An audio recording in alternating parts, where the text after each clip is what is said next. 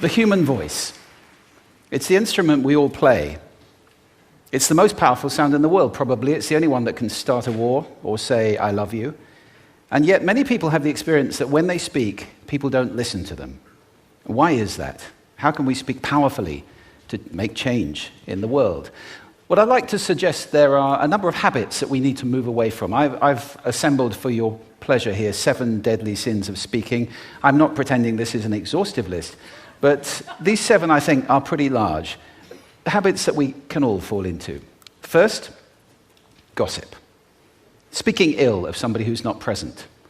Not a nice habit, and we know perfectly well the person gossiping 5 minutes later will be gossiping about us. Second, judging. We know people who are like this in conversation, and it's very hard to listen to somebody if you know that you're being judged and found wanting at the same time. Third, negativity. You can fall into this. My mother, in the last years of her life, became very, very negative, and it's hard to listen. I remember one day I said to her, it's October the 1st today, and she said, I know, isn't it dreadful? It's hard to listen when somebody's that negative. And another form of negativity, complaining. Well, this is the national art of the UK. It's our national sport. We complain about the weather, about sport, about politics, about everything. But actually, complaining is viral misery. It's not spreading sunshine and lightness in the world. Excuses.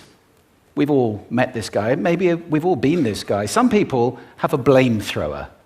They just pass it on to everybody else and don't take responsibility for their actions. And again, hard to listen to somebody who's being like that. Penultimate, the 6th of the 7, embroidery, exaggeration. It demeans our language, actually, sometimes. For example, if I see something that really is awesome, what do I call it? And then, of course, this exaggeration becomes lying, out and out lying, and we don't want to listen to people we know are lying to us. And finally, dogmatism. The confusion of facts with opinions. When those two things get conflated, you're listening into the wind. You know, somebody is bombarding you with their opinions as if they were true. It's difficult to listen to that. So here they are, 7 deadly sins of speaking. These are things I think we need to avoid. But is there a positive way to think about this?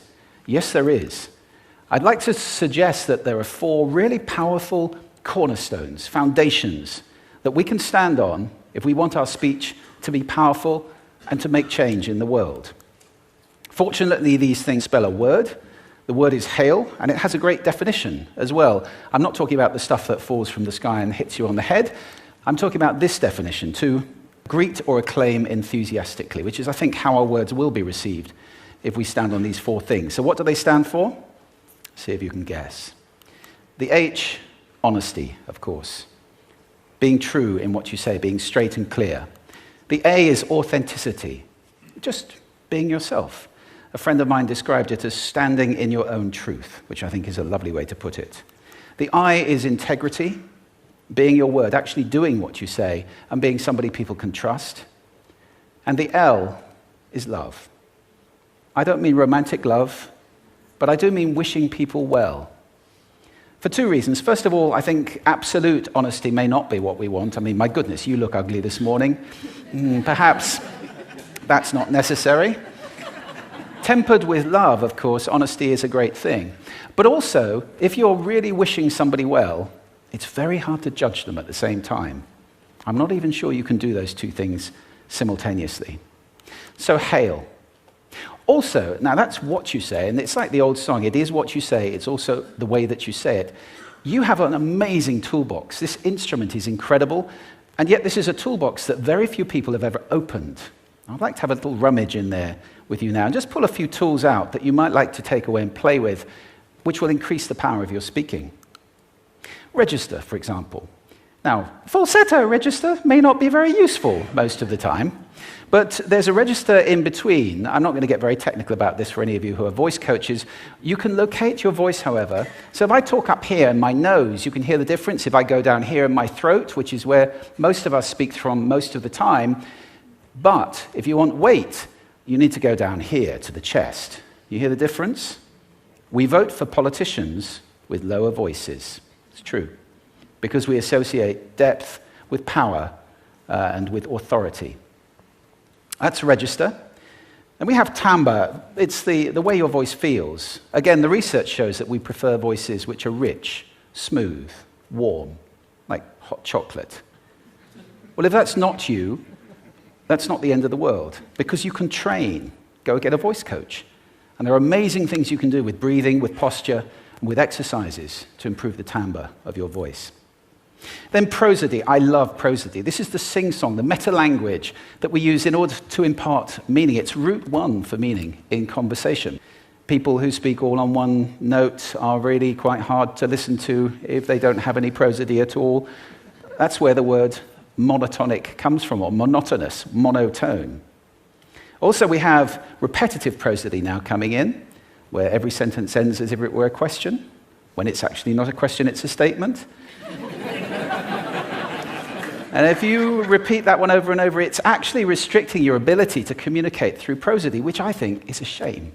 So let's try and break that habit. Pace. I can get very, very excited by saying something really, really quickly, or I can slow right down to emphasize.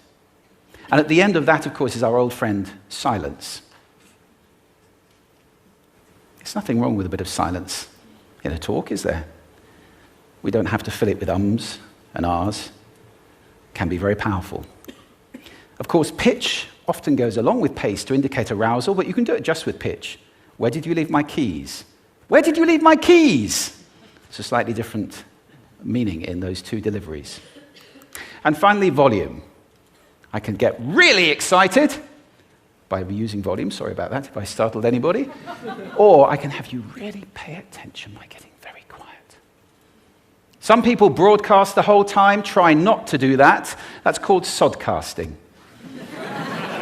Imposing your sound on people around you carelessly and inconsiderately. Not nice. Of course, where this all comes into play most of all is when you've got something really important to do. It might be standing on a stage like this and giving a talk to people. It might be proposing marriage, asking for a raise, a wedding speech, whatever it is. If it's really important, you owe it to yourself to look at this toolbox and the engine that it's going to work on. And no engine works well without being warmed up. Warm up your voice. Actually, let me show you how to do that. Would you all like to stand up for a moment? I'm going to show you the 6 vocal warm-up exercises that I do before every talk I ever do. Anytime you're going to talk to anybody important, do these. First, arms up, deep breath in, and sigh out, like that. One more time. Very good.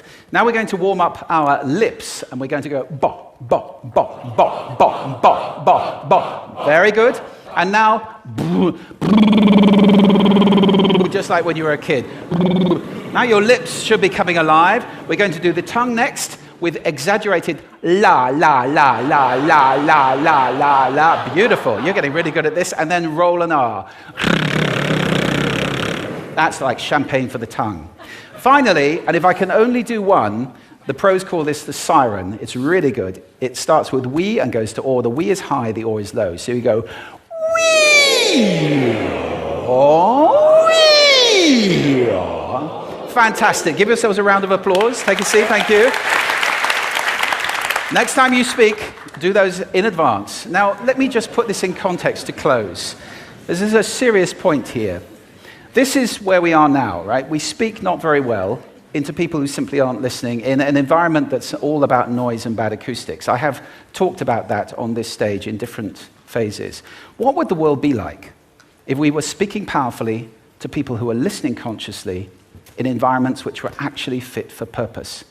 Or to make that a bit larger, what would the world be like if we were creating sound consciously and consuming sound consciously and designing all our environments consciously for sound?